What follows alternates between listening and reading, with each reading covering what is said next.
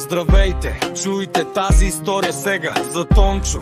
Майсторът на нощта не върви пеш, не се вози в трамвай. Щом тръгне, знаеш, че на пътя е край. Ключът в ръката блести и тежи, знака на Бавария напред лети. Паркиран пред бока, звярат от метал, неговата серия 7, пълен идеал. БМВ-то серия 7, Тончо е цар. Двигателят мърка пеш от конски сили падър. Кожа и дърво, салон над класа. Той дава газ, пълна е каша. От София до морето пътя е един. Седема серия, той е непобедим.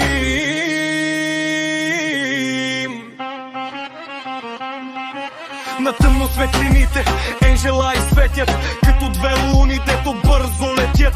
Града е тих, но чуй този мощен бас. Тончо се движи в своя фул сайз клас. Седи зад волана, усмивката скрита, гледа напред, целта е открита. По магистралата стрехата пълзи, комфорта е екстра, той не бърза, но лети.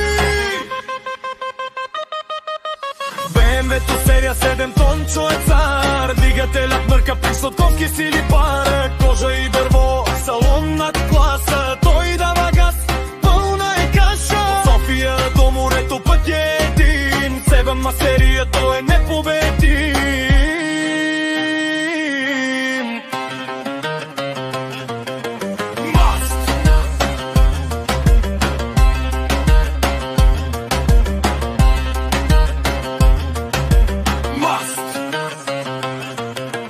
Някой го пита, сто толкова голям. Той отговаря, приятел, аз знам. Това не е просто кола, това е преживяване. Серия 7 е моето обяснение. Място за краката, тишина навсякъде. Най-доброто място да оставиш грижите.